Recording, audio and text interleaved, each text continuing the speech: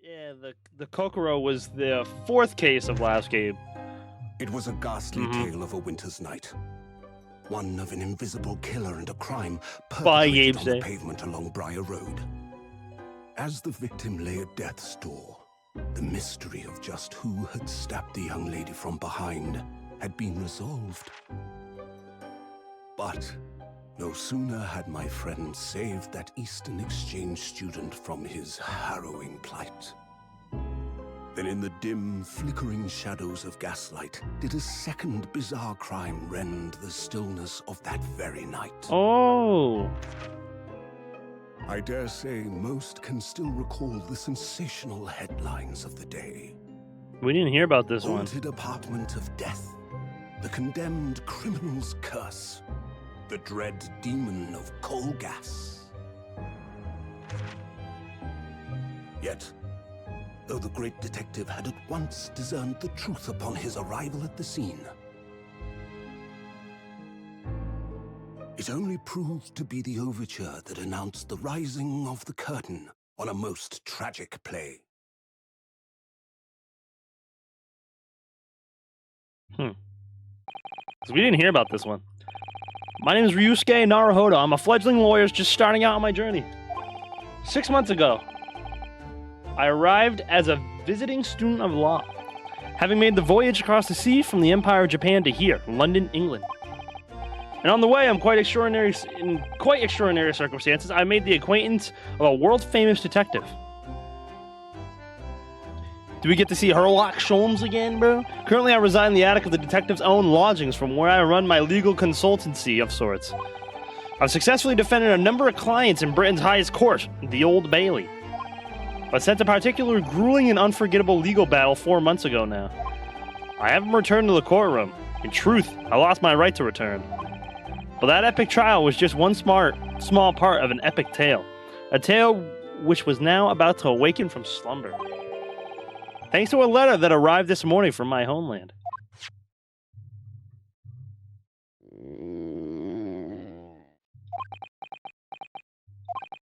What a delicious smell wafting up the stairs. Must nearly be time for breakfast. I better go down to Mr. Sholmes' suite and say good morning to the great detective and his flatmate.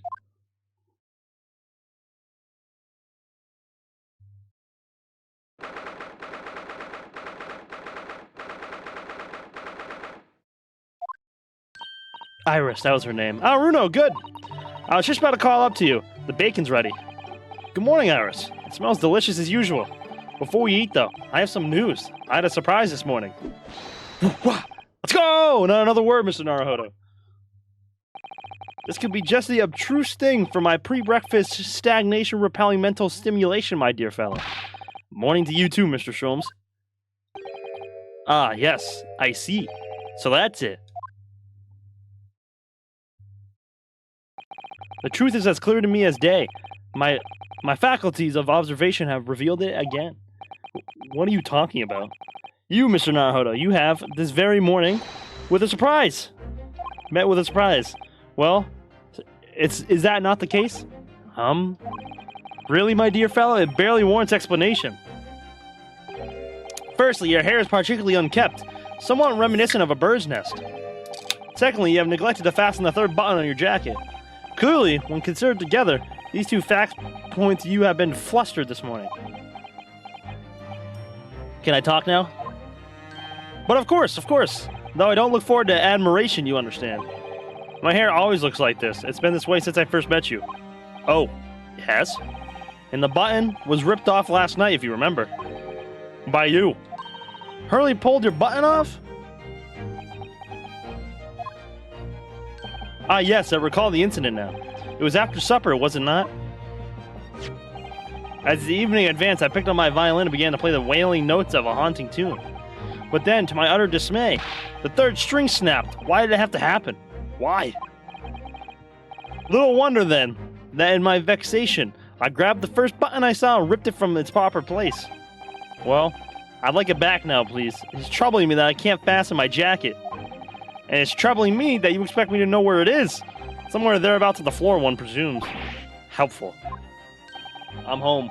Welcome back, bro. We just started. You haven't missed anything yet. What matters at the present time, my dear fellow, is simply whether or not my deduction was unerring.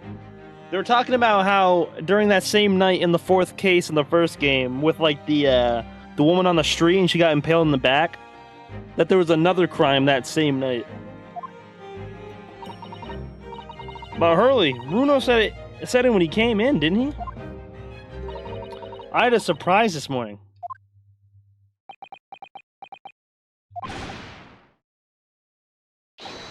Well, that really is a surprise. Yes, this man is the pride of the British Empire, the famous consulting detective Mr. Sherlock Holmes. There can't be a single person in the world who doesn't know his name. Alright then, enough of this silly conversation. Come and eat this bacon before it goes cold. And I have a new herbal tea for you to try. My latest special blend. And here we have Iris Wilson, Mr. Sholmes' lodger and companion. A truly exceptional young girl who's the author of a highly successful serialization here in London. Yes, The Adventures of Sherlock Holmes, as published in Rance magazine. So, Mr. Naruhodo, won't you put us out of your misery? What surprised you this fine morning? Ah, well, I received a letter from Japan. Oh, from Susie you mean, was it? Really? That's right, and she had some rather startling news, in fact. Ah, intriguing indeed. You must tell us about it over breakfast. Oh yes, what fun.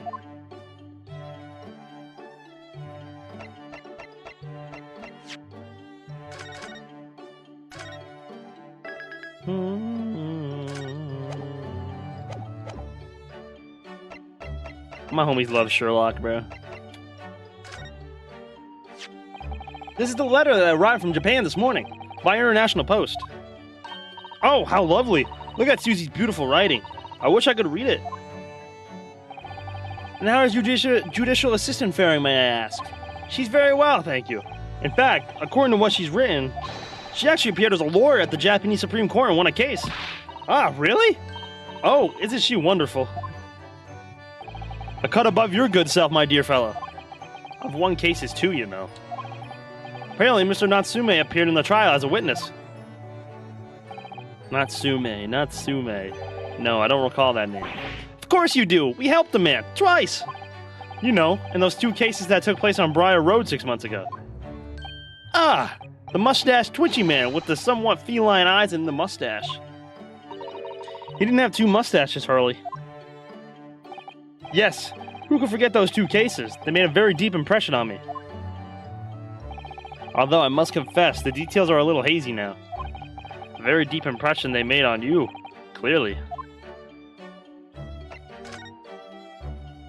So, what was this startling news penned by Miss Usada? Do you remember the case of the haunted lodgings, Mr. Sholmes? Ah, yes. It's very interesting, you know. I don't feel entirely uncertain that a case of that nature did not occur. That's what we're finding out. The haunted lodgings. You thought forgotten then. Anyway, in her letter, Mr. Sato asked that we read over her case notes again and investigate further. Though it took place half a year ago, for what purpose? Because that's something that Mr. Natsume said to her, apparently. He suggested that the real reason why she was called back to Japan so suddenly might have something to do with that case of the haunted lodgings. Oh? On Mr. Natsume's return to Japan, Mr. Sato's father questioned him about the case, she says. And something Mr. Natsume said appeared to trouble Professor Mikotoba, prompting him to send the telegram. Oh, that case, yes. It was very strange, wasn't it? Yes. And I had compiled the whole story into a nice, neat manuscript ready for publication, too. But then Hurley was all funny about it, remember? He was very mean. That story must not be published, you said. Very mysteriously as well. Really? I said that? Are you sure? Do you perhaps know something about it as well, Mr. Sholmes? About why Mr. Sato was suddenly told 4 months ago that she had to return to Japan?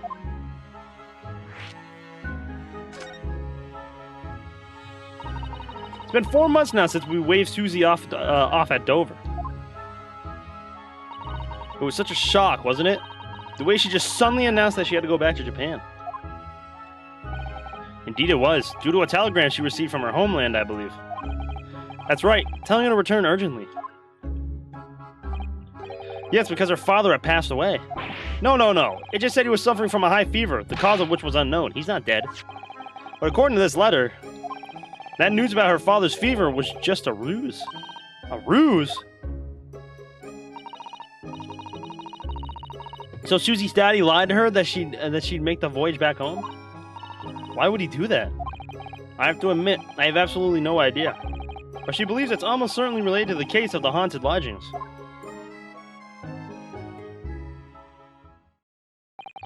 Summoning her back to Japan so suddenly like that.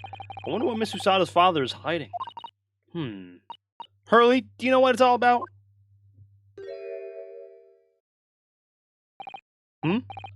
Well, who could say? What? But you said... Wah!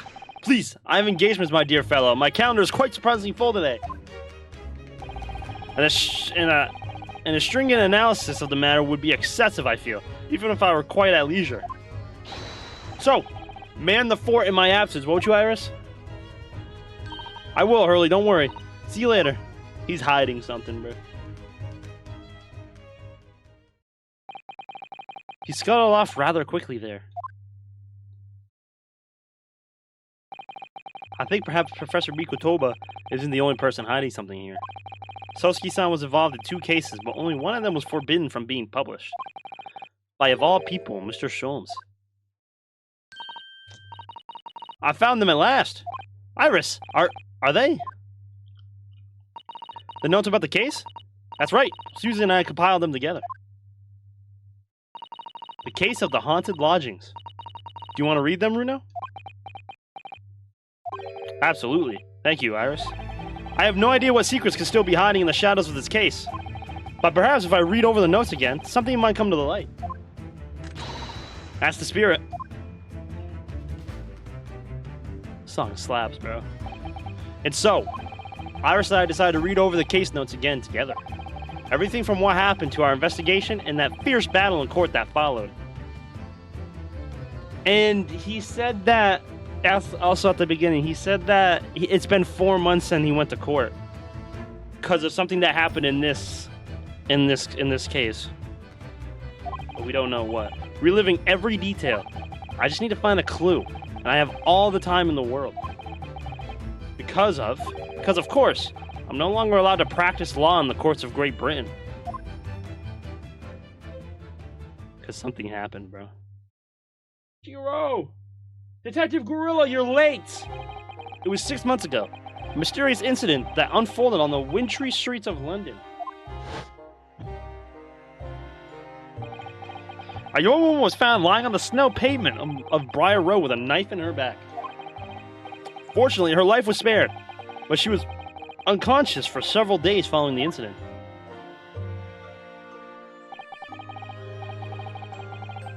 The fog was thick and nobody saw her attacker, but by a cruel twist of fate, a visiting Japanese student was walking behind her at the time and was duly arrested.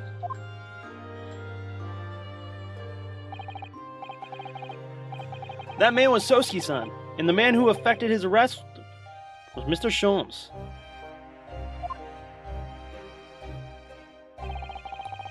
Believing in our compatriot's innocence, Susato-san and I decided to represent Soseki-san in court.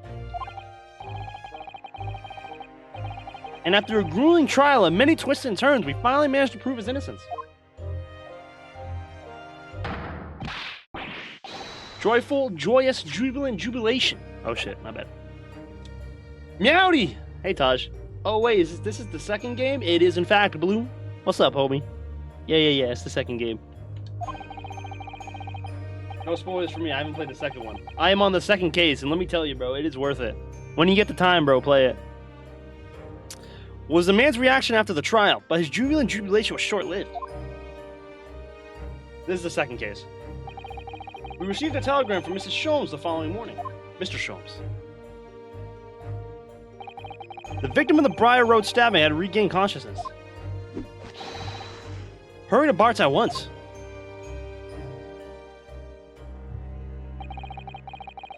So Susato-san and I summoned a handsome and headed immediately to the hospital.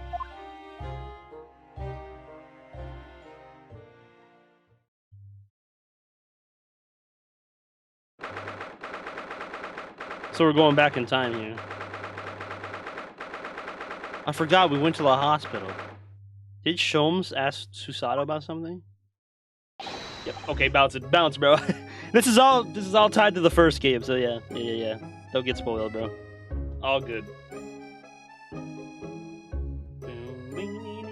Sorry, buddy, I was on COD. This isn't time for COD, gorilla. There you are at last. Good morning, Mr. Sholmes.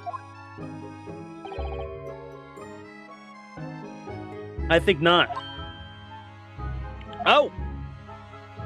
You're late! What on earth took you so long? Your telegram only arrived at 5 o'clock, Mr. Sholmes. It's a 20-minute ride to the hospital. Oi, don't make me a Zuna drop your ass. Now get this guy, Detective Gorilla. Gorilla's been on one, bro. Drop his ass. The time is utterly irrelevant. The fact is, I've been waiting for what has felt like an eternity. In point of fact, I myself was awoken at 4 this morning by a telegram boy. And feeling it was somewhat unjust that I alone had been roused at such an hour, I sent one to you. Well, thanks for that.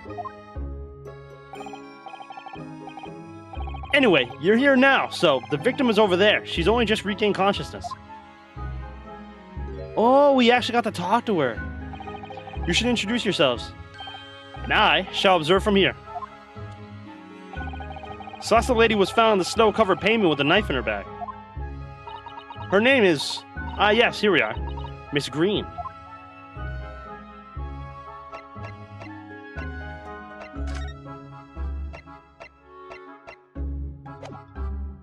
Where's the ass? Whack. Not in this stream, bro. This rat. Not this stream, bro. A mouse, Mr. Naruhodo, an enormous mouse. Vermin in a hospital? That doesn't seem the best. But it looks like a very healthy specimen, doesn't it? It's very plump. Motherfuckers be like, eek, bro. I'm not sure we can say that's down to the excellence of this facility, if that's what you were thinking. Rat. Kinda looks like you, Eli.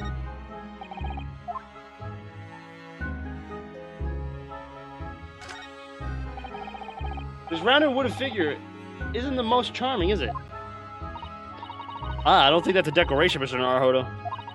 It's an artist's mannequin, I believe, used when practicing sketching the human form in different poses. Really? It's not exactly what you call a typical figure for that purpose, though, is it? No, I suppose not. I confess I've never seen one quite so full-figured before. Well, if you want to draw a full-figured person, it's the right tool for the job. Oh, Lurk, man. Have a nice stream, fella. Thanks, fella. W Lurk. Are you streaming tonight? Because it's fat.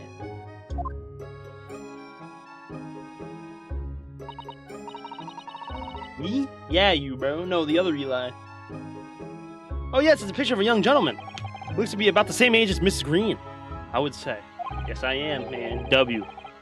I'll lurk in yours once you start up. If I don't see ass, I'm unfollowing, bro. My, Mr. Naruhodo. I didn't know you had a sense for matters of the heart.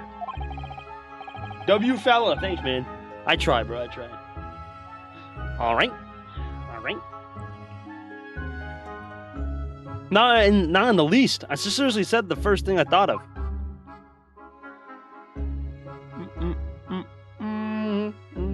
Alright. I think we've hit on everything.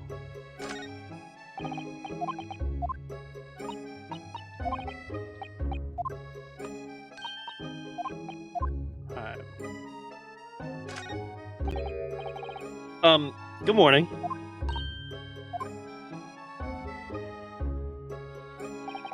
Hello, I'm, Yunosuke Naruhodo from the Empire of Japan. Oh no! Was it your knife that... Are you the man who... No. I'm a lawyer. And I'm Susato Mikutoba. Pleased to meet you. Oh no! Was it your knife then? Are you the one? No. I assure you, I'm Mr. Naruhodo's judicial assistant. We heard that you regained consciousness and wanted to come to give you our best wishes. Best wishes? For me? Thank you. I'm Olive. Olive Green. I'm an artist. Well, no, that's not right, is it? What I mean is I'm trying to be an artist. Well, what I really mean is I desperately want to be an artist. But the truth is, I don't have any talent. I know I don't. Racist. Fat ass. Yo, gorilla. Detective! Stop it. Don't ridicule the victim.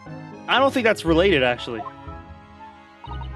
Gosh, this young woman seems to bend over backwards to put herself down. Seeing as we're here, we should ask her about what happened from the perspective, I suppose. To suddenly be struck in the back by a blade as you were walking along the pavement. What a terrible experience you had, Miss Green. Can't help it, I'm already profiling. Detective, please.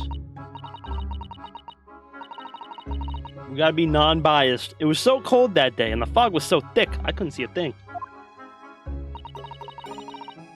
That was 4 days ago now, I think. Is that right? Yes, that's right. I'm afraid you've been comatose all that time. But the case has been solved, hasn't it? Well, I've been here in the hospital, I mean. Indeed it has, my dear madam. Spectacularly by none other than I, Sherlock Sholmes. Mr. Sholmes, as you well know, it's Mr. Naruhodo's hard work in court that solved the case. Are you? You have to hear what happened, Miss Green? Yes, I'm afraid so. A gentleman from the police force is supposed to be coming to fill me in shortly. Oh, I see. Is this Gregson? Me coming around seems to have made everyone frantically busy. I'm so sorry. I should have never regained consciousness. It was selfish of me. Oh no! We're also relieved that you're on the mend, Miss Green. Really, we are. Hey! You leave Sholmes alone, bruh. With that kind of attitude, maybe her surname should be Blue, not Green. So, you're an artist, are you, Miss Green? Oh no, I possibly couldn't claim that. I'm a fledgling artist at best. I mean, I'm a student of art, really, at Thorndike Academy of Fine Arts. Oh my. An Academy of Fine Arts? Great Britain is such a wonderful country.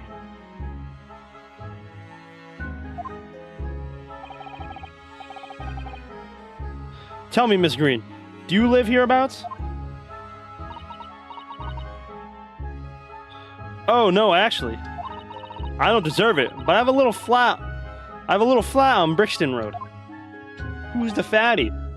She was a victim in the first game, in the fourth case, I think. She never died, so she just regained consciousness, and now we actually went back into the past. So, oh no, is it? Brixton is some 10 stops away on the underground from here. And Thorndike Academy is a mere 3-minute walk from Brixton Town Center. Does that matter, Mr. Sholmes? Perhaps not. But Briar Road is a far less salubrious part of town by comparison, dwelt in by those of inferior means, including the malfishing Mr. Mustache. Inferior means, I suppose Soseki-san does fit the bill. It struck me as somewhat out of the ordinary for a young fine arts student to be walking in such a district. That's all. What's this? She suddenly clammed up. Mr. Sholmes, you should be ashamed of yourself, prying into a young maiden's private affairs. Oh dear me, do forgive me. If you don't mind. I'm being discharged shortly, so I need to pack up my things. Oh yes, of course, we won't keep you. Thank you so much, Miss Green. Fucking Sholmes, bruh. Is there a Mr. Narrow Fodder here? Mr. Narrow Fodder? Narrow Fodder, now. Well, if you're looking for Naruhodo, the lawyer, that's me, but... Ah, Mr. Narrow Fodder, good. This is for you. It's a message from Mr. Saucy Nutmeg. What the fuck? Mr. Natsume sent a message to me? But why would a policeman be delivering a message from Mr. Natsume? Exactly. What's going on? What's a Scotland Yard constable doing playing delivery boy at this time in the morning? Ah, what are you waiting for? Let me see that. Oh. Well, this is most unexpected. Is something wrong, Mr. Sholmes? Is something wrong, Mr. Sholmes, he says. Have you not seen the snow? No, how could I have?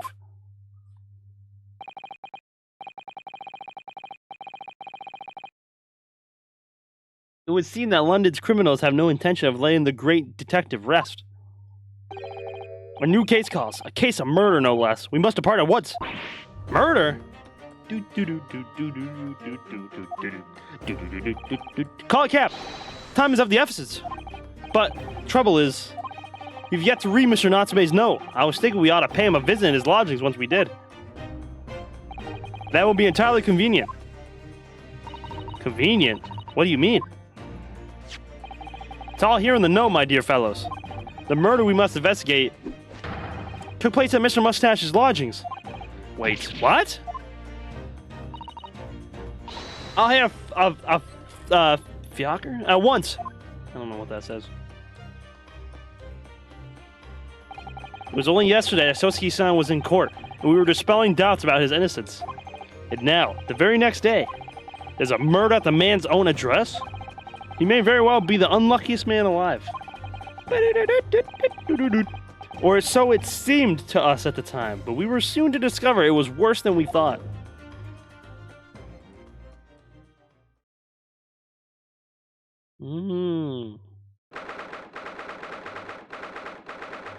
So yeah, we didn't hear about this at all in the first game. Oh! This motherfucker! I remember this motherfucker. He was having an argument with someone outside of the apartments. I remember this guy. I think we were going to like the old like veteran guy's house. And outside of his house, this guy was arguing with someone. Oh my, the gentleman is deceased without question. He's dead. Locum student, Mr. Naruhodo Esquire. Mr. Natsume. Oh, why is this happening? Why to me? I've only just got out of court yesterday. I was finally home after 2 days of misery. Then I wake up to the next day to this. No early bird should catch a worm like this. Woeful worm without wiggle. I see you're in high spirits again this morning, Mr. Mustache. Not the horrible Herlock Sholmes. Shoo, shove off. Show yourself the door. I never invited you. Mr. Sholmes came here with us. I'm quite sure he'd be able to help you, Mr. Natsume. I am entirely at your disposal, Mr. Mustache. What can I do for you? Gregson! Here they are already. The busybodies. So this was before the final case of the first game, where Gregson was in on like the whole thing with like the discs and everything.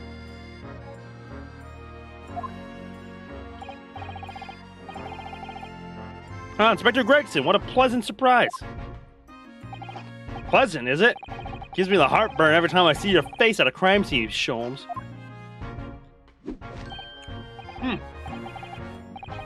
I deduce, Inspector, that your heartburn is a result of your excessive consumption of fried food. Get this Gregson guy! I kind of like Gregson, bro. Good morning, Inspector. There's a crime scene, don't you go touching anything. Or good morning to you too, Sunshine.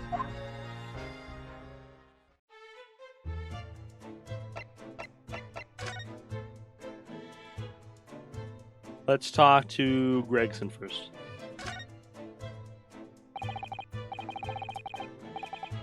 So, Inspector, what was the victim's name? Who was he? Mr. William Shamspear. He was a lodger here.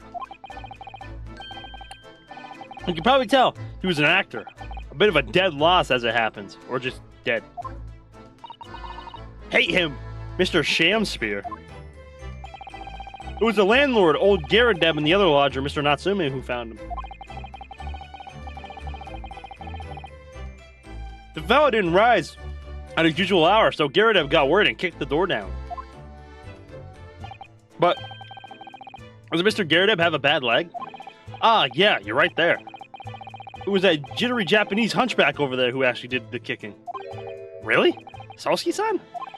The victim was pretty hard up, it seems. He even done some time inside for petty crimes.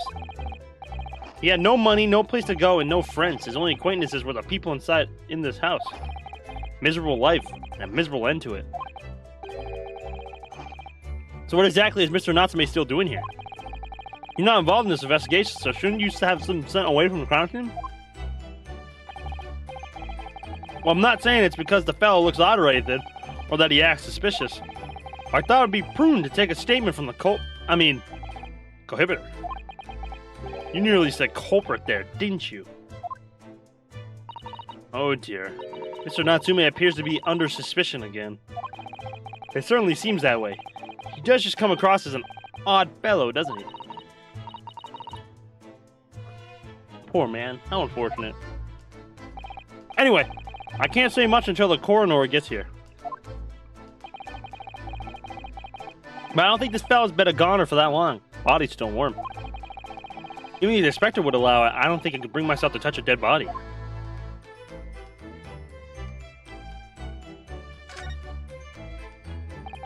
What a terrible thing to have happened.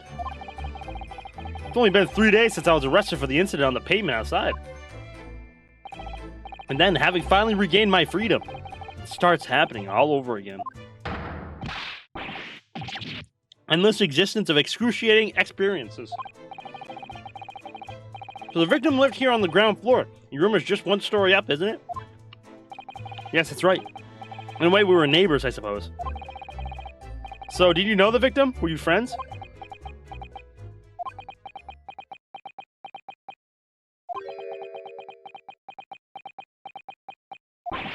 What's the matter with Soseki-san now? It was an innocent enough question, wasn't it? Why does he seem so shaken up by it? Well, I suppose he wasn't a complete stranger. But did he ever invite me to his room? Never. On my honor, I swear. What an extreme reaction. You're probably wishing you never asked now, aren't you, Mr. Naruhodo? When we found him here, I felt wretched, which is why I sent word asking you to come. Through that inspector over there. Look at this fucking guy, bro.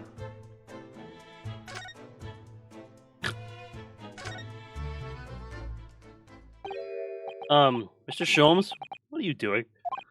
Huh, you only need to observe to know it, my dear fellow. Investigating, naturally. There's nothing natural about that pose. Excuse me. Mr. Sholmes, have you made some miraculous discovery? Patience, my dear madam, patience. We've not yet been here in this room 5 minutes. So far, all I managed to deduce is what actually happened. Oh, here we go.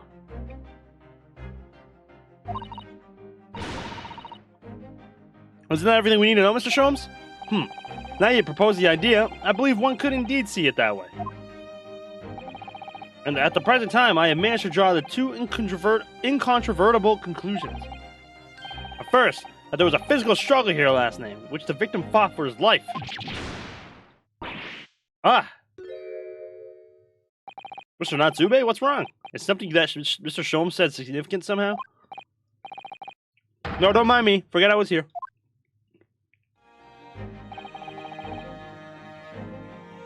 My second conclusion is that there was a poison lingering in the air here last night that passed the victim's lips. Nonsense. Alright, Mr. Natsume, why are you reacting so extremely to Mr. Sholmes' deductions? No, please. Pretend I'm not here. Visible, ineffable, inscrutable, insignificant. Impossible to ignore.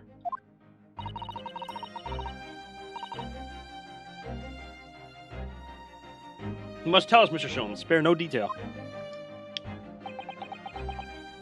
But of course, are we doing this deductions?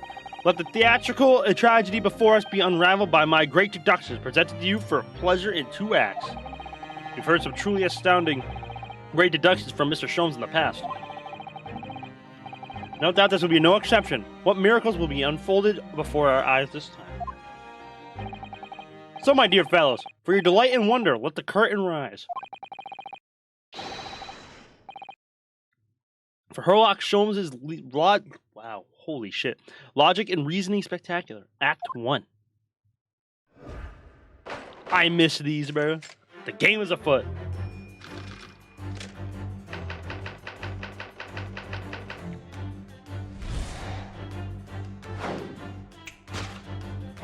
Careful observation of the victim reveals to us the events that transpired in the disconsolate room last night. Foam at the mouth of the deceased clearly indicates the use of poison. Next to the victim, we notice a large dining plate, which contains, you will observe, 1/2 of a sizable bar of soap, meaningful indubitably.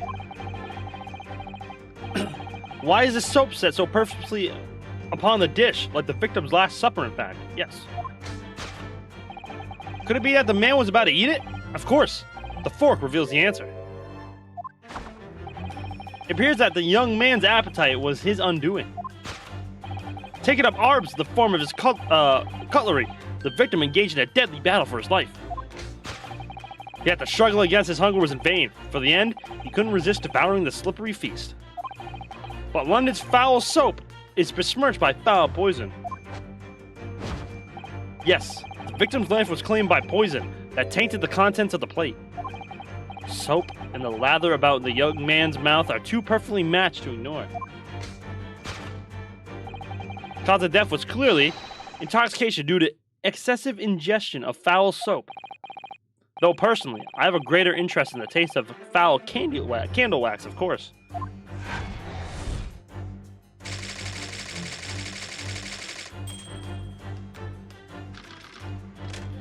Bro was eating soap. Suicide or murder? He hates Sholmes here. No, you hate Sholmes here, bro. The cause of death identified. We proceed to Act 2, where we ponder the next question. Was this suicide or murder?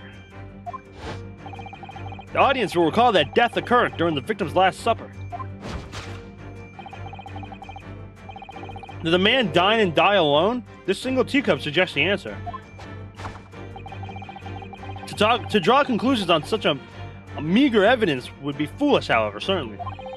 The careful criminal could have absconded with his own cup to cover his tracks. No, Jiro hates Sholmes too. Tell him, Jiro. Yeah, alright, bro. Well, allow me to lift the veil of my doubt, my dear fellow. Indeed, what reveals the answer, of course, is this broken lock.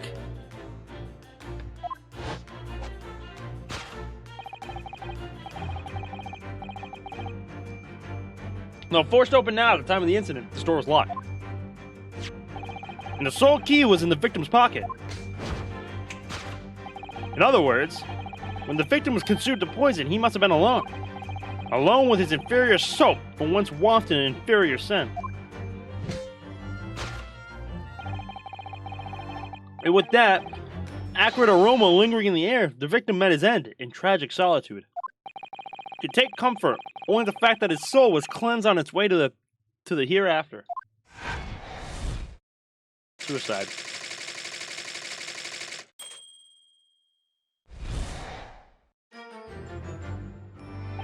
Thus concludes the final act of Herlock Sholmes' great deduction. Ooh.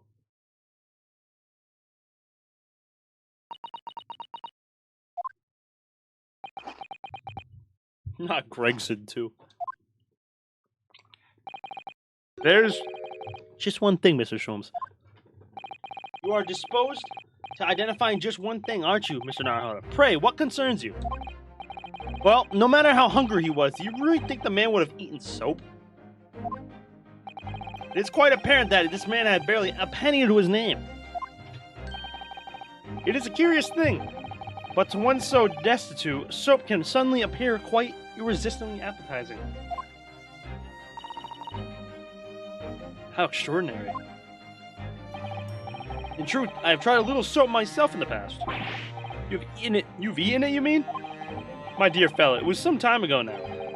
My postulation was that it would cleanse my gut. And did it?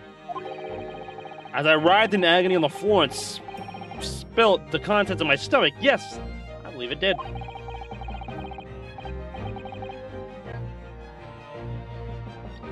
Experience taught me a valuable lesson. Soap is quite poisonous.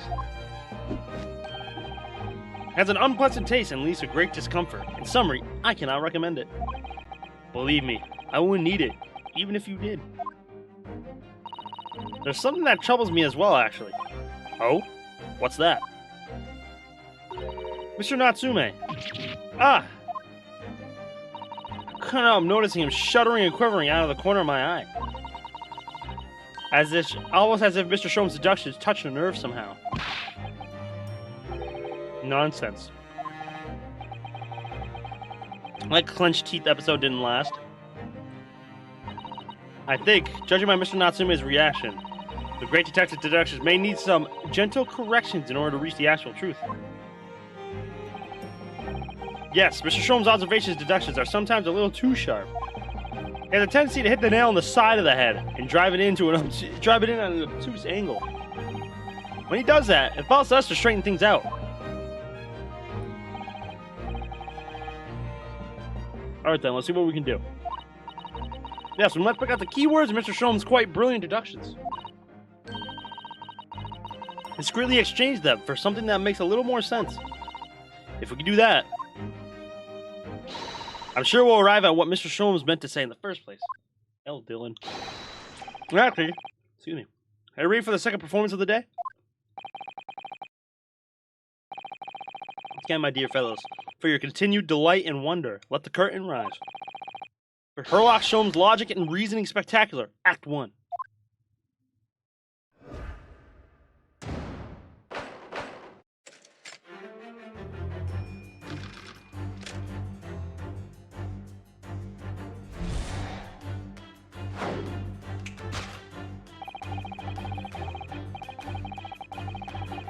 Careful observation of the victim reveals to us the events that transpired in a disconsolate room last night.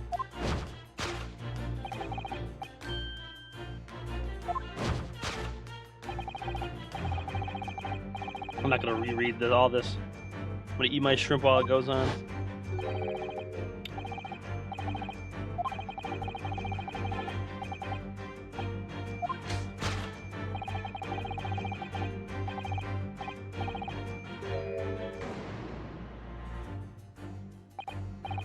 Well, you can't deny that the fork implies the man was eating something, or about to eat something. Yes, that's true. If I were to decide to eat some soap, I'd prefer to use a fork than to attempt it with chopsticks. And of course, only half of the bar of soap is left on the plate. I'll fuck you up, nuh-uh. W resub, bro. I know it didn't pop up, but W resub. Holy shit, it's Julius. Holy shit, it's JD. Oh my god, bro. But there might there not be some other explanation? It's the material that proves whether or not the man really ate some soap.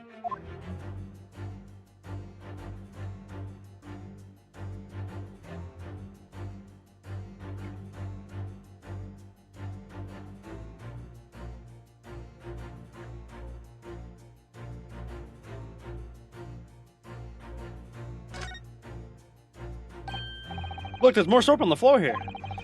Mr. Shamspeare must have really loved this stuff. Let's not jump to conclusions, Mr. Naruhodo. Look closely at this soap. Do you see that it would fit together perfectly with the half bar on the table? What the? How can that be? I think that they are two halves of the same bar that broke apart.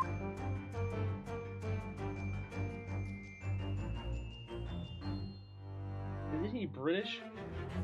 Who? Shamspeare? Yeah, he is. Wait, they eat soap? Are they stupid? No. I don't think it's soap. I don't think he ate it.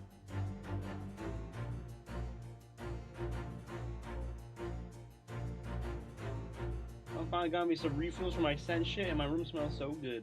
W. Take that!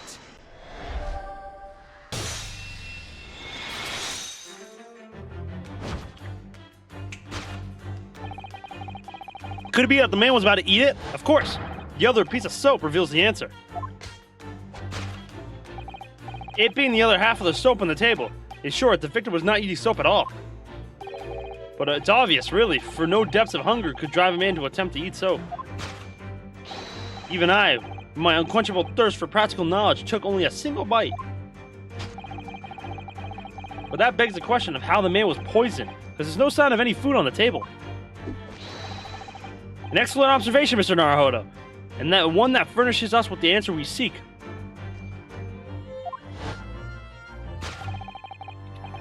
For London's foul soap is besmirched by foul poison. Yes, the victim's life was claimed by poison that tainted the contents of the plate. Contents of the cup, bro.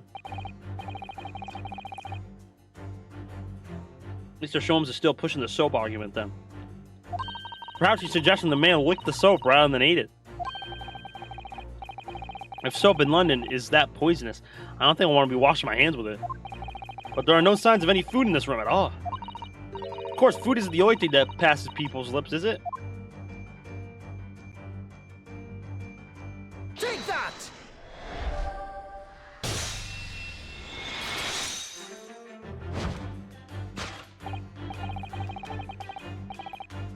Yes, the victim's life was claimed by poison that tainted the teacup. Indeed, cups have been a vessel of choice for practicing poisoners over the centuries. And it would appear that this victim drank every last drop. There's no sign of food anywhere in this room. Which leads us to the immutable conclusion. The cause of death was clearly intoxication due to the ingestion of poison contained in this teacup.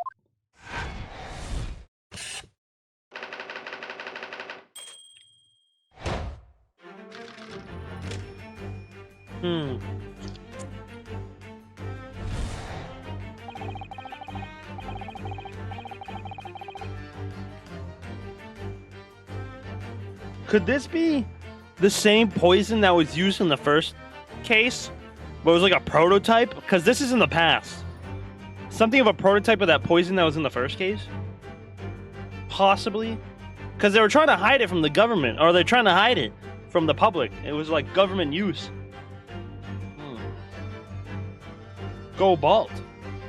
Nice shiny head. No, not me, bro. I'm not going bald. You gotta talk to Dylan about that one, bro.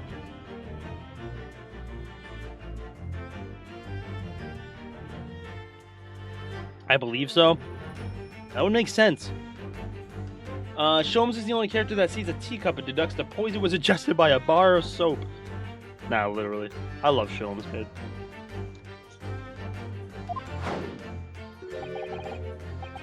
Was this suicide or murder? The audience will recall that the death occurred during the victim's last supper. Did the man dine alone? And the single teacup suggests the answer. Ah, the Western vessel for infused hot drinks again. It's already featured heavily in our deductions so far. Yes, we can imagine that shortly before his death, Mr. Shamspeare was having a drink of tea. There would be nothing remarkable about that, but what troubles me... is Mr. Natsume's reaction when he heard Mr. Sholmes suggest it. It's more of this deduction than it seems. Let's closely examine the scene of the crime again for some more clues. How did we not see that teacup, bro? Take that!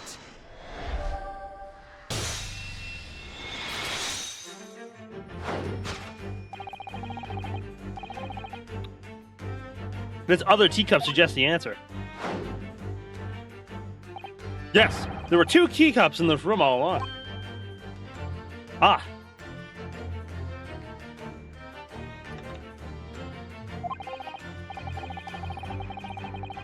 In other words, this is a strong indication that at the victim's last supper,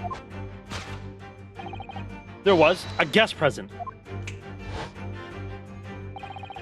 At the very least, we can say now with certainty that somebody else was here in the room last night, taking tea with the victim. Well, what are you talking about? Utterly unbelievable, unjustly unreasonable. What do you mean unreasonable? To draw a conclusion on such meager evidence would be foolish, however, certainly. In which case, what more we can deduce about this possible guest at the table?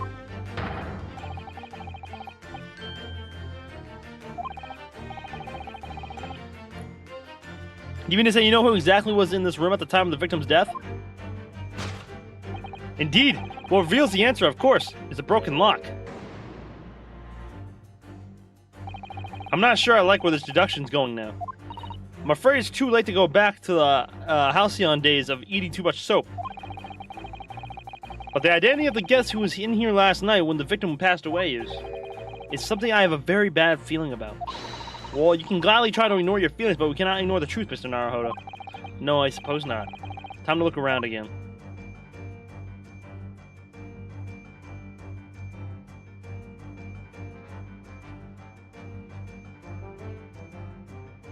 Take that! Fuck, not the empty bottle?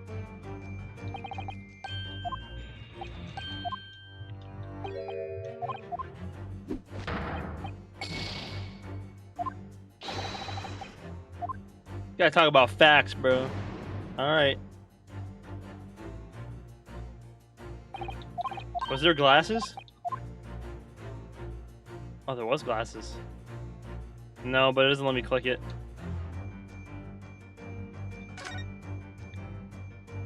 At first glance, it seems that the only thing in this room are makeshift stages and costumes.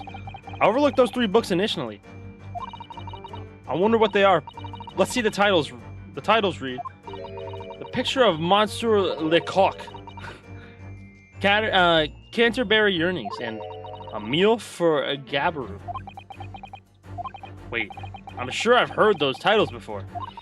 Could just be an incredible coincidence, but they're the exact same 3 books that Mr. Natsume purchased the other day. What? Of course, the books! This is the ones Natsume, Yes, on the day of the unfortunate incident when Miss Green was stabbed, Soseki-san had just been into a bookshop and bought them, right? And now, those 3 titles are here in this room of the victim.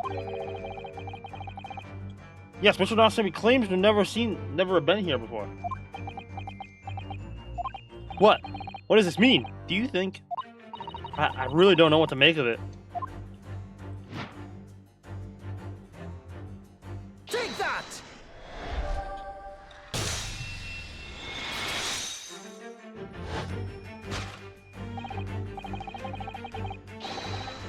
Indeed, what reveals the answer, of course, is a pile of familiar books. Quite so, it's no mere coincidence that these 3 titles are here in this room. It's a link to the truth.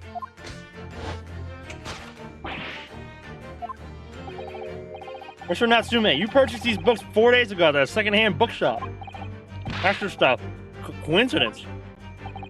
In that case, you'll be able to bring the same 3 titles from your own room, will you not? This very moment. No, never, non-negotiable. If you can't bring your own copies here, it proves that these 3 books are in fact yours.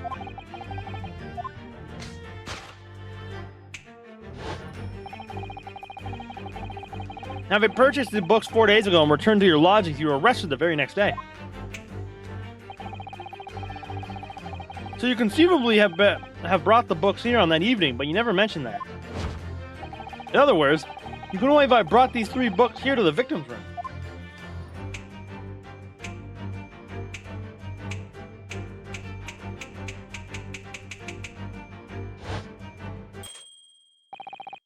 Last night, have returned to your lodgings after the trial concluded at the Old Bailey.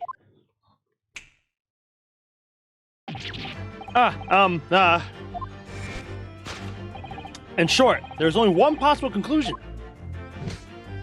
The victim died here in this room last night as a result of poisoning. And that same night, the victim had a visitor. And that visitor?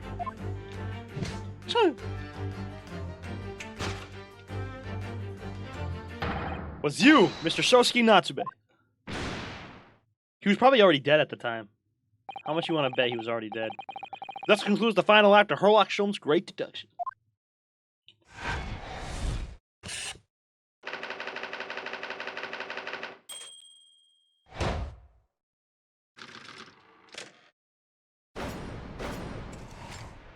Elementary, my dear Naruhodo.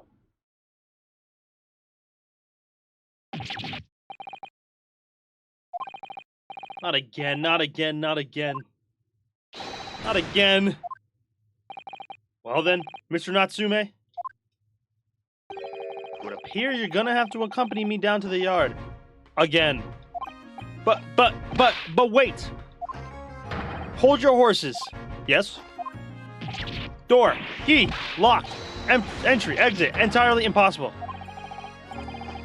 He's so flustered. He's even being stranger than normal. What? You think that's an alibi? Could have just made a copy.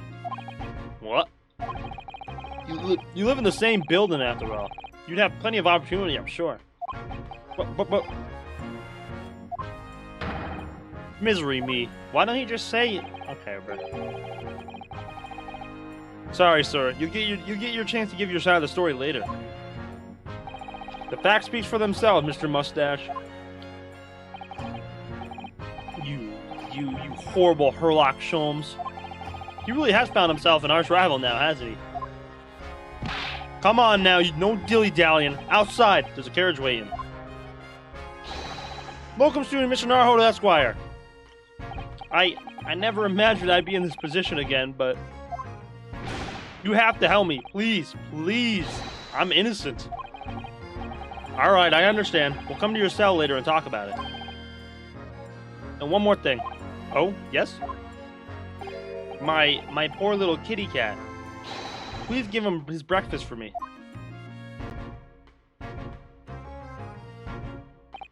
And so, his evil curse still apparently unbroken. Soseki-san found himself once again the prime suspect in a case of murder. Thanks to the incriminating deduction of the great detective. My dear fellow, that honor belongs to you.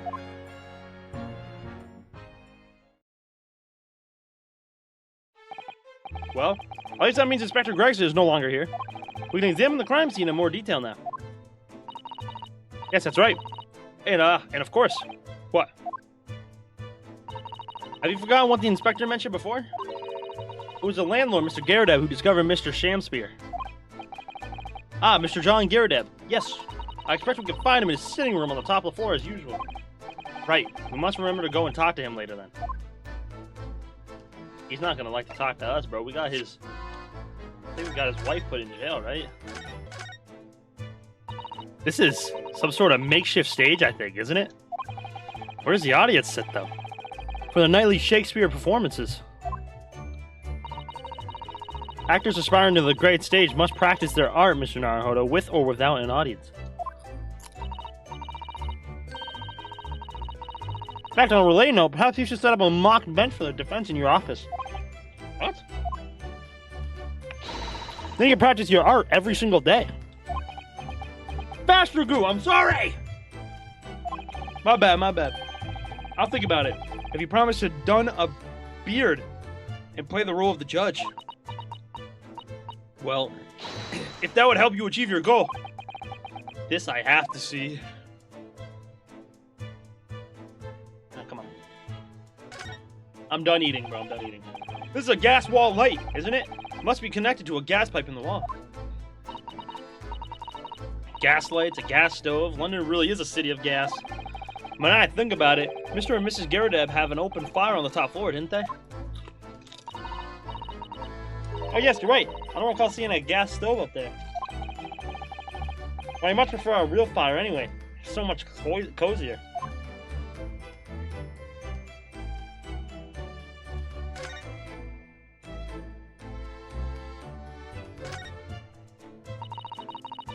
As we see from the outside, the window is completely bricked up. Vestige of the former window tax that Britons had to pay. What are strange things they use to tax in Great Britain. I mean, making people pay for the number of windows they had in a property? It's extraordinary. It's heartbreaking to think of the poor people having to block up their windows just to avoid an unaffordable tax. Oh. What is it, Mr. Sato? If you look closely, the number of bricks are loose.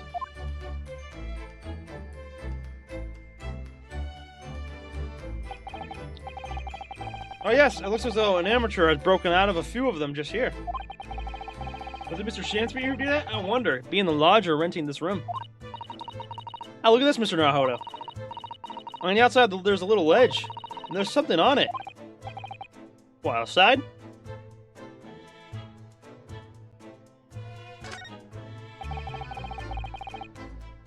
Song is a bop. I love this song.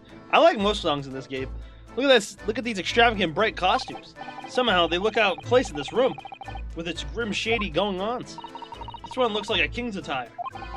A king? I've always dreamt of being a king. Oh, I think you'd be more suited to a feudal lord, a daimyo, or a such like. With a charm mage top knot, every Japanese man wishes he had a charm mage. Oh, you look wonderful with one, and you already have the sword. Can you imagine what would happen if I walked around the streets of London with a charm mage and a sword?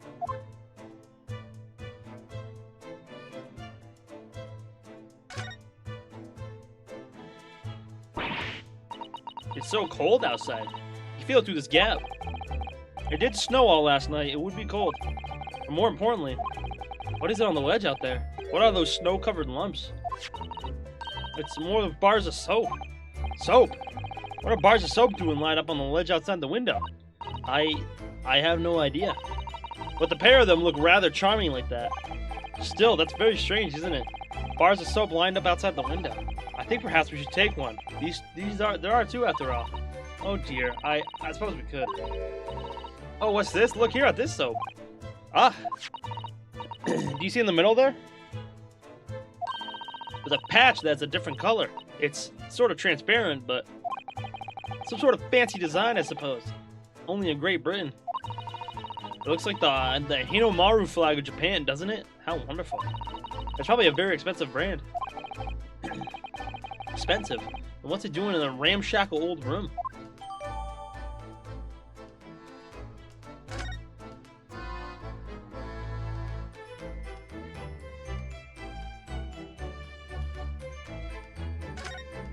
Interesting.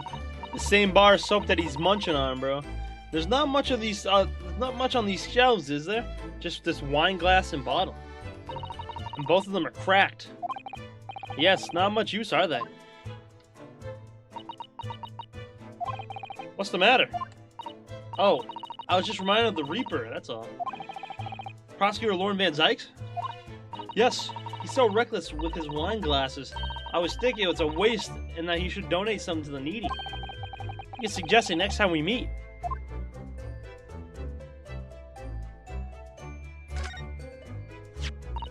What's this? It looks like a part of an envelope, I think. Yes, I think you may be right. Perhaps it was torn off when a letter was opened. Is that significant? Well, it's a little out of place, perhaps, when you look around the room. Exactly, Susato. He should, rather than throwing around those fucking things, bro. Ah, she's right. And yet, here we have a torn off end of an envelope. It just strikes me as unusual. I agree. You better take this just in case.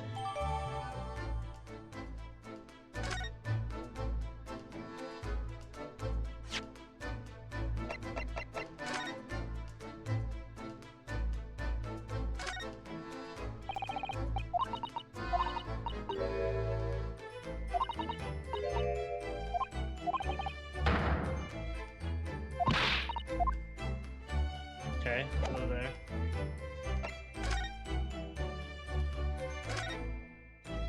This part is a different color. It's an exquisite design, isn't it? Trust the British to turn a boring bar of soap into something special. I quite like it. Reminds me of the Hinomaru design of the Japanese flag. Okay.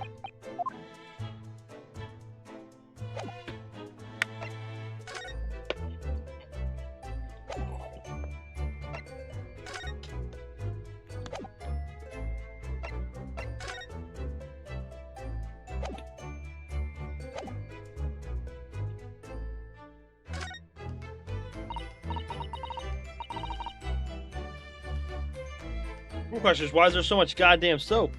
Oh, the poor man. So young to die. You suppose it was a very painful death, being poisoned as he was? I don't know. All we can do now is hope that you'll be reborn to a better life. Yes, I suppose you're right. I wonder. You think that putting our hands together in a Japanese prayer will help a British soul? Sorry?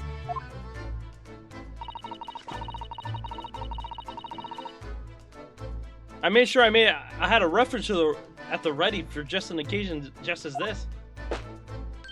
This book is entitled The Beginner's Guide to Praying for the Departed, the British Way. I'll just reread it now, one moment. There's quite a spine on that book, isn't there?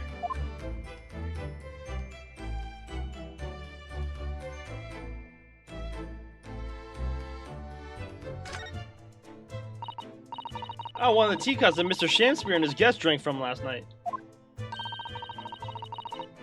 But don't go drinking from them, Mr. Naruhodo. There's bitter poison inside. I'm not planning on drinking anyway. Don't worry. Anyway, the cups are both empty. That's true. So, one was Mr. Shakespeare's, and the other must be the cup that Mr. Natsume was drinking from. But Sosuke-san wasn't poisoned, of course. Perhaps we should take these so we can examine them in more detail later. Hey, what's up, Kebab? It's going, man. How are you, bro? I gotta stretch, hold on. It's going, man. Ow! Excuse me.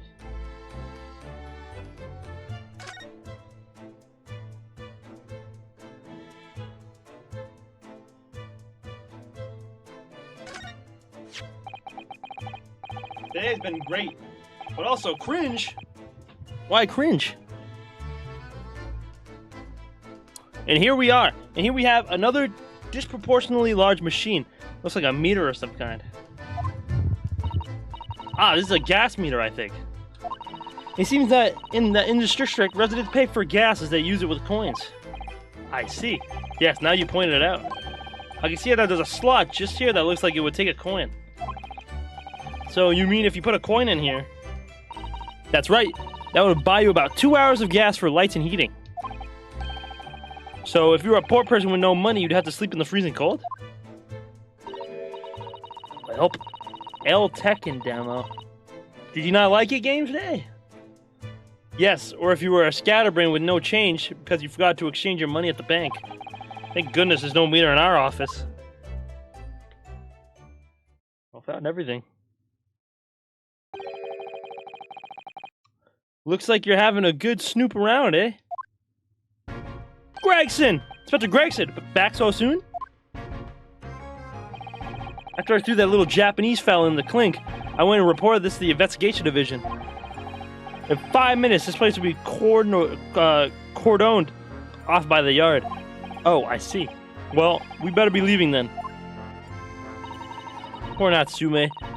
Must be feeling very lowly being back in the cell again so soon. I'm sure. We should probably go and... What's wrong, Mr. Naruhodo? What the fuck? What the fuck? Ow, out, brief candle. Life's but a walking shadow, a poor player. That struts and frets his hour upon the stage, and then is heard no more. Now, how soundeth the next part? What the fuck? It is a tale told by an idiot full of sound and fury, signifying nothing. Indeed, oh happy day.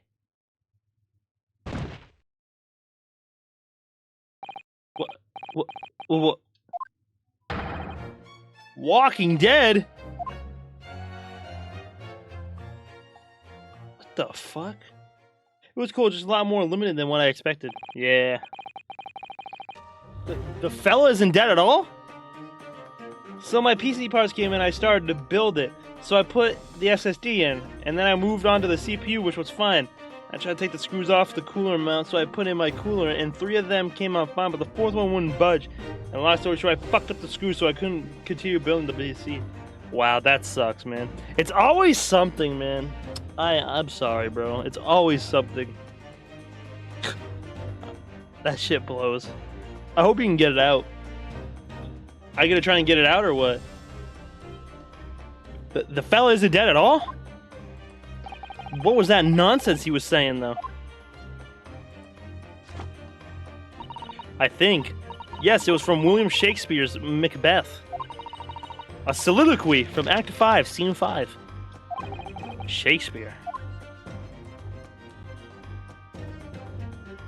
I'm gonna go shop. I'm gonna go to a shop my friend recommended me, and they should be able to get it out. That's good, man.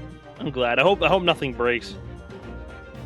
Murphy's Law. If something can go wrong, will go wrong. Amen. The fact that Mr. William Shakespeare came back to life. If the man had indeed been poisoned, it transpired that it hadn't killed him. He was taken by emergency carriage to a nearby hospital for treatment. And Inspector Gregson evicted us from the scene of the crime, whatever that now was. How's your day been, though? Pretty good, man. Pretty good. I didn't work, so it was just cool. I was just relaxing today. Chilling. Whatever do you think will happen now? Excuse me. Good question. What a strange situation for Mr. Natsume. Arrested for murder, but then the victim comes back to life. I think perhaps the victim was never dead in the first place. It seemed very likely that Mr. Shakespeare did consume poison, as we deducted. But it was an accident, attempted suicide, or attempted murder. Until the truth can be established, I imagine the police will keep Mr. Natsume in custody. I suppose so. Let's hope it doesn't come to anything more than a night in the cells. Oh, what's this? What's that man doing over there? Looks like he's trying to see into Soseki-san's lodgings. Is something wrong, Mr. Naruhodo? Excuse me, could we have a word? Ah.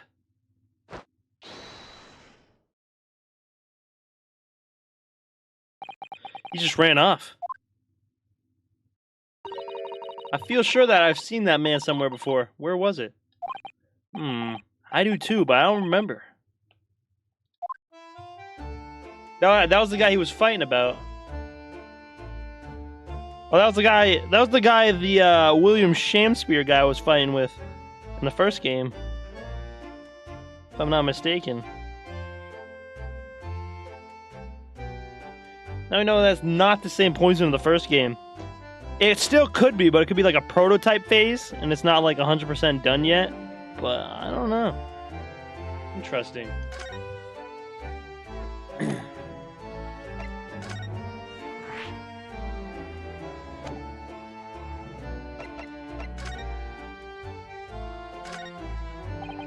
With the exception of the top floor where Mr. and Mrs. Garrideb lived, all the windows are bricked up.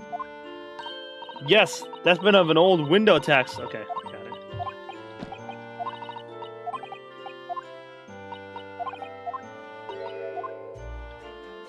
I was more looking at the soap, but whatever. I'm convinced. Maybe he ate the soap so he wouldn't die. Yeah, probably. Something like that.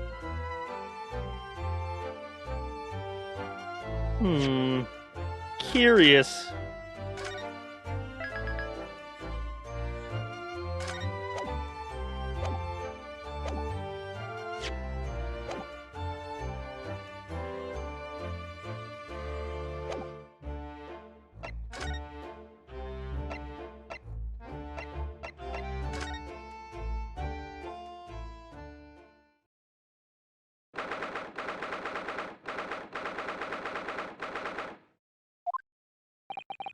Here we are again.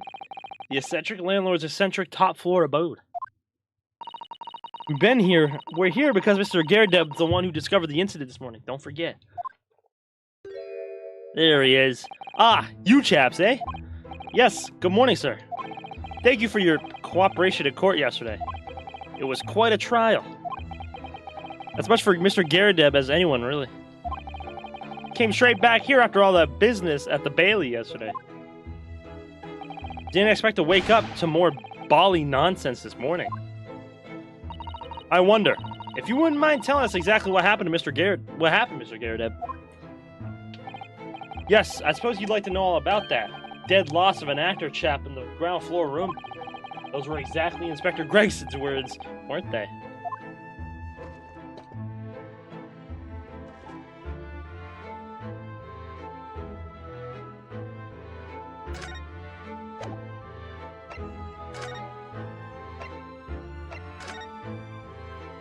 It must have been a real shock for you this morning. I hear that you discovered what had happened. Ah, well, that hopeless actor chap rises at 5 o'clock sharp every morning without fail. But at 5:30 this morning, he still hadn't lit the gas. Oops. So I went down and knocked on his door, but no bally answer. And that's when you broke into his room by kicking down the door? Well, I called on that rum-looking Japanese chap to do the grunt work, of course. Wasn't it a little premature to kick the door down? The man could have just overslept by half an hour. That's very true, Mr. Naruhodo. If 30 minutes oversleeping warranted such behavior, I'd have to kick your door down every morning. Well, you know, better to be safe than sorry and all that. Did you just mean, or is he avoiding our gaze now all of a sudden? Except that it was a sorry situation indeed that you found on the far side of the door.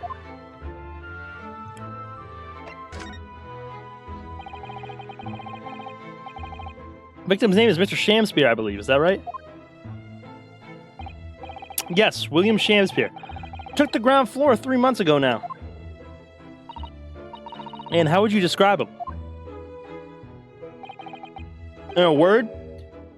Destitute. Destitute? Well, let's face it. The only redeeming feature of that room is that it's a cheap rent. Anyone wanting to live in a place like that is either broke or has a bally screw loose. So hard to choose which category Soseki-san will fall into. Mr. Naruhodo, that's a little rude.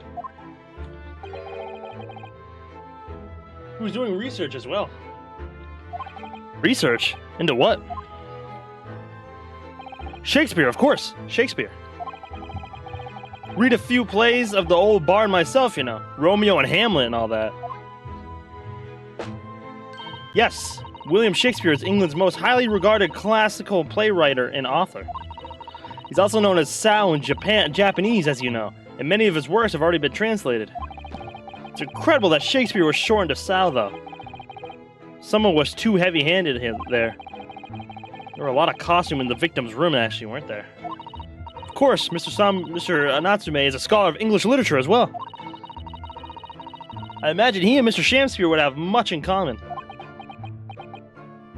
Shakespeare interpretation disagreement leads to shocking murder. Let's hope it's not that. Excuse me. Mr. Naruhodo, really, how rude. Excuse me. Jesus. Romeo and Hamlet? Yeah, that wasn't right.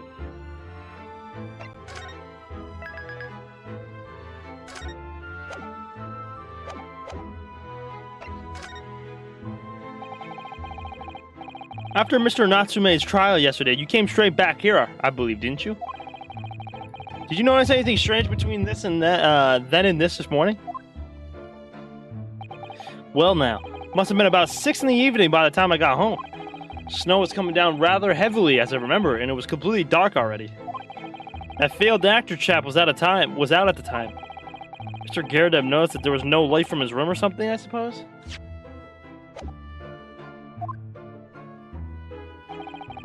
Couldn't summon the energy for anything much, so I just sat in front of the fire up here. It was after 8 before Shamspeare got back. And the chap was up until past 1 in the morning, I'll have you know. I suppose he met his end sometime after that. I was asleep by then, so I'm rather in the dark there.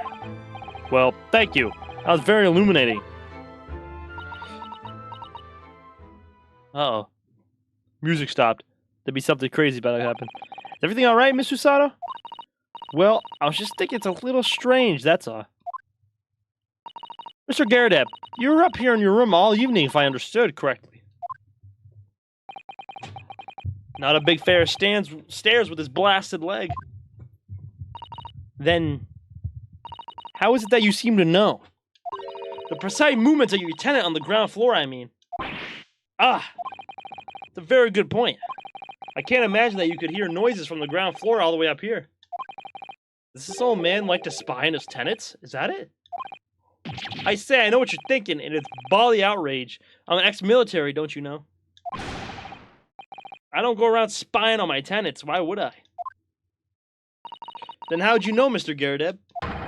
It's the gas woman. The gas tells me everything. The gas? What on earth do you mean, sir? How can the gas tell you anything, let alone everything? Well, as you probably are aware, the gas is supplied to the building by pipes. Yes, I more or less worked that out. Every room in the building is connected by a single pipe to the gas main outside. The gas company supplies gas to properties via the main. Yes, I understand that too. Let me see if I can explain. Let's say I was to light the gas lamps up here. What do you suppose would happen? Well, obviously the room would get brighter. Exactly. But at the same time, the lights in all the other rooms of the house would dim for a moment. What? They dim? Why? Perhaps it's because when you light a gas lamp, it briefly uses more gas than usual. That reduces the amount of gas in the pipe for the other lamps that are connected to it. That might explain why the other lamps dim momentarily, mightn't it? Yes, of course, because everything's connected to a single supply pipe. Is that supposed to happen, though? It sounds rather undesirable. Jolly good point. Fact is, the gas company's pipes in these parts are pretty hopeless, long worn out. I barely got any gas in them to start with. Opposite's also true, of course. Extinguish the lamps up here, and they glow brighter in the rest of the house. Ah, right, I see.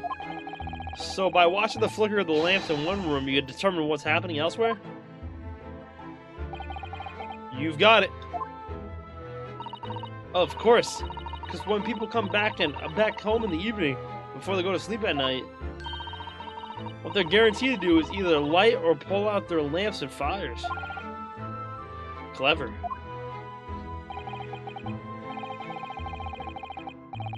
In point of fact, the room on the ground floor and the one above it use slightly different amounts of gas. By watching the lights in here closely, I can work out almost exactly what's going on in the whole house. Gosh, that's fascinating, Mr. Garadeb. Absolutely fascinating. Oh well, not to do it, really. But I can't really see that it's going to help us with the case, either.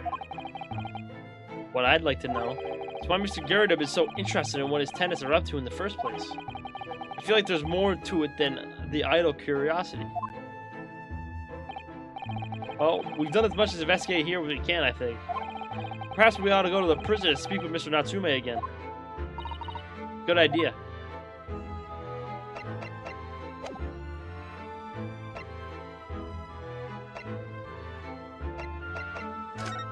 Get me out! Mr. Shamspear's room.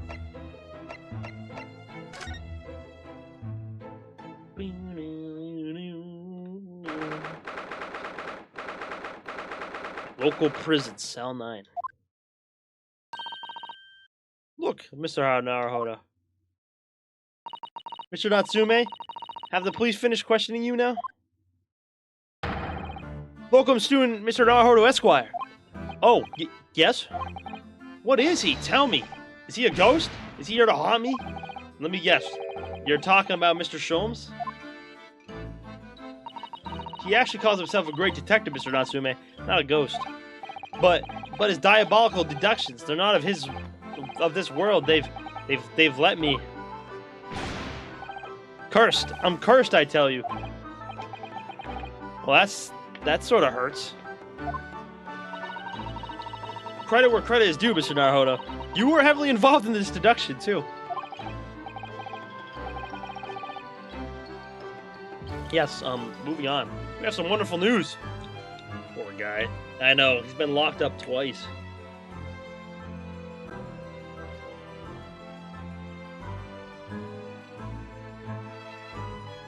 Thank you, HY. I'm literally drinking right now.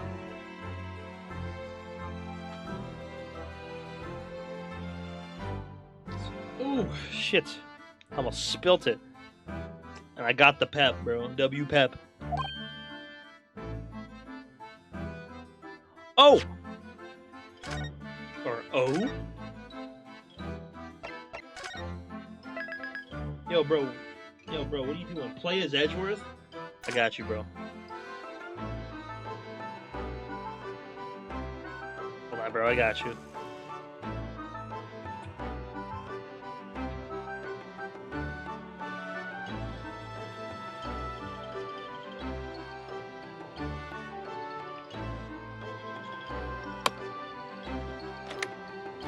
Thanks, HY.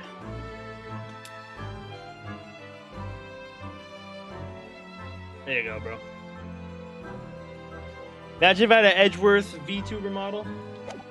Play Godo. I fucking miss Godo. Ow! I fucking miss Godo, bro. Objection.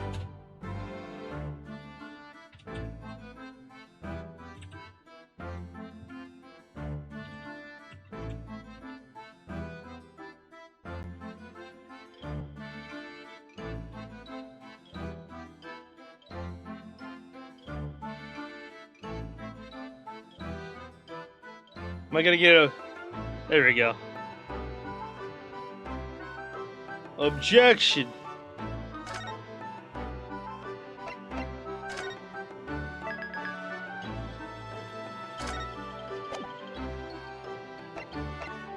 Sorry to think the Dink Donk has faded into legend. What? What are you talking about? The Dink Donk? The victim that we all thought was dead has come back to life again. Now, in the absolutely worst case, you could only be tried for attempted murder. That's great, isn't it, Mr. Natsume? It's terrible. Oh. I'm stuck in this cell suffering for some silly wrong end of the stick. You did it, didn't you? Confess, you're a killer. Why the mustache? Constant questions. I'm sorry to hear that. That selfish shyster. Make up your own mind. Make up your mind. Are you dead or alive? If you were going to come back to life, why bother dying? Wickedly wishy-washy William. Well, it seems likely that Mr. Shamsphere was never actually dead in the first place. Ah, yes, that might make sense. And I'm pleased that he's alive, of course. Our lively debate last night was much fun. I'd be sad to think it was our last. Oh? Oops. Mr. Natsume, does this mean that you did see the victim last night? You met with Mr. Shamsphere, didn't you?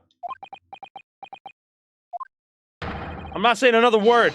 I demand to have a lawyer present. Who do you think I am? Please, Mr. Natsume, we need to hear your side of the story. Ugh, why am I cursed like this?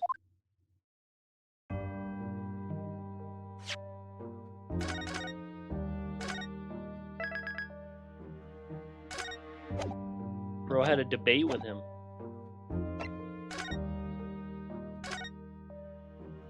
Can you tell us exactly what happened last night then, Mr. Natsume? There's nothing to tell. But, Mr. Naruhodo Esquire, I'm externally grateful to you for helping me with that accursed case yesterday. The case that saw poor Miss Green hospitalized after she ended up with a knife in her bag. It's hard to believe that was only yesterday. After the trial was over, I trudged my weary way back to my lowly lodgings. And that evening at past 9, it must have been, I visited Mr. Shamsphere. So you did go to the victim's room then? As we feared. I didn't do anything wrong. I'd never been to his room before. It was the first time. Then what made you decide to go? I bumped into him when I arrived back at the house. We got chatting and developed into a discussion. But he had to go out, so I bade him farewell. That ties with what Mr. Garadeb said. The victim went out and came back after 8. We met again later that evening at around 9 or just after, when I took some nice tea I brewed as a gift. So it was you who brought the tea that had been clearly drunk at the scene then. And I suppose you were discussing the works of Shakespeare, were you? Yes, that's right. That's exactly right. Meowdy! Romeo and Juliet. Who was the stronger? It was a delightful debate. I'm sure. Such a stimulating subject, Shakespeare. And the debate became very heated, so you slipped poison into Mr. Shakespeare's tea? No, never. Not at all. Team Juliet won. That was me. And when I left his room, the flamboyant fellow was fighting fit. I swear it categorically.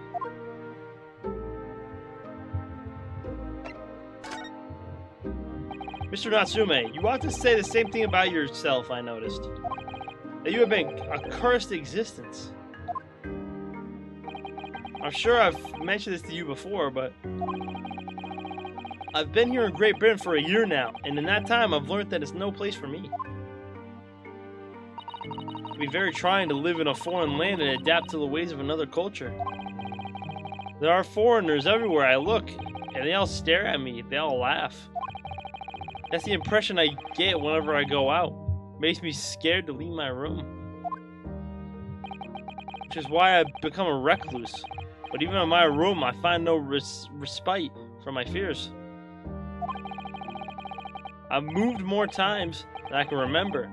And then 1 week ago, I moved into Briar Road. But why? I mean, why'd you choose that place? It doesn't seem very comfortable. Meowdy! I know this guy is such an L. This poor guy's been in everything. Cooking a theory. You cooking something, bro? Let cook? I mean, he's not dead, so... Because the rent is cheap. I have so little money, it spoke to me. The rent?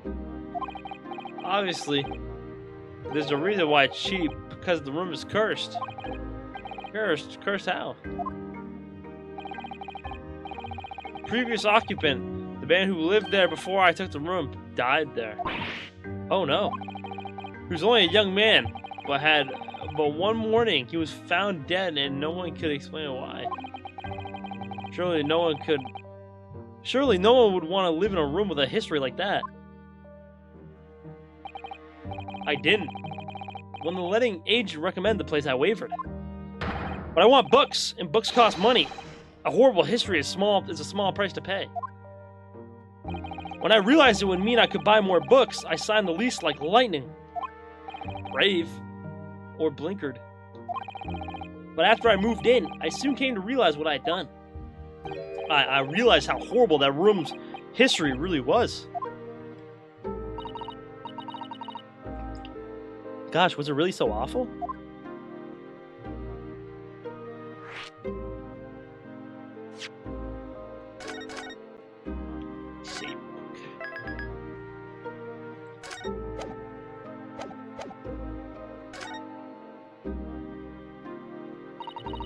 How did the room's horrible history affect you, Mr. Natsume? What happened? At first, it was just a feeling. The feeling of beating eyes boring to my back, watching me. Do you think that might have just been your mind playing tricks on you? No. My mind doesn't know any tricks. It was someone else. It's been one long nightmare since I was given the keys to the place. Sorry. A nightmare? You've been having bad dreams, you mean? All the souls who've died in that room lean over me in my sleep and try to strangle me. That really is horrible. And now I come to think of it, it happened again last night, too. The very same night that Mr. Shakespeare was writhing in agony from the poison in his body. I was on the verge of being suffocated silently by those miserable spirits in my room. You simply must move out of that room as soon as possible. Yes, you're right, I know it, and that's why. I'm already searching for the next room with a history to call home. I think perhaps you should try to avoid accommodation with any kind of history at all. Otherwise, I'm scared that you yourself may become history. Whew, Susada-san knows how to make the man listen. landlord was watching. Garradev has something to do with it. Of course. Mr. Lord of the Manor is worried about the curse on my room as well. You mean Mr. Garradev? Hold on 1 second. I'll lift up my mic. If my mic starts sounding weird, please let me know. This cable's like all fucked. You'll never be able to rent it out again. Well, that's true. I, for one, wouldn't go near the place. Ah, perhaps. It may explain why the landlord pays so much attention to the gas lamps and his tenants' movements. You mean because he's worried about their well-being? He does seem to have an unusual keen interest in the amount of gas in the pipes. Must be a reason why he keeps such close tabs on the occupants of his let rooms. What do you mean he pays so much attention to the gas lamps? Oh dear. No, it's nothing to do with you, Mr. Natsume. Please, forget I said anything. Sure. Oh, now you're talking about me behind my back as well. What's important is that Mr. Shamspear isn't in fact dead at all. Once he's come around, he's able to tell us what'll happen. We'll be able to get you released. Yes, please. Oh, I do hope you're right. Excuse me? Gregson! Inspector Gregson! 3 big balls. Monkey nuts. Bro, what? Also, there's a big chance his nightmares of suffocation were caused by a gas leak, which would explain the Shakespeare's guy's faint. Possibly. It is all one pipe. I couldn't help overhearing what you just said. And on that note, I have some good news and some bad news. Oh. Which do you want first? Always, every time. The bad news comes first. When hope is all you have, hold on to it. That's my guiding principle.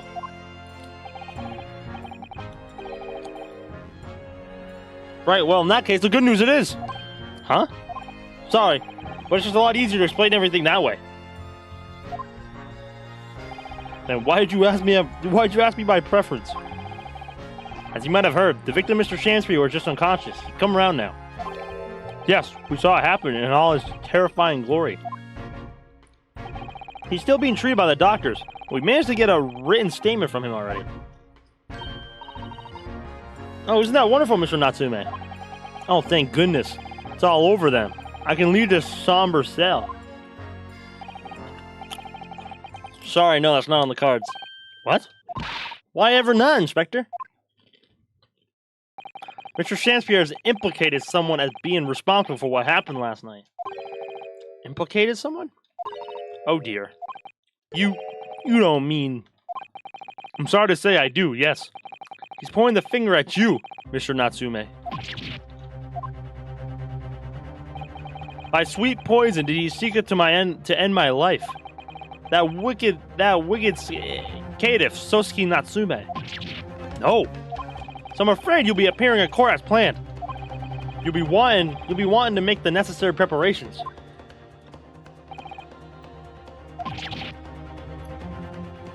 This guy can't catch a break, bro. And so, once again, Soseki-san found himself having to take the dock in the Old Bailey. Whether his room was haunted, or whether he was just terribly unlucky, I knew I had no choice. The following day, I would represent him in court, and do my utmost to break the curse that blighted him.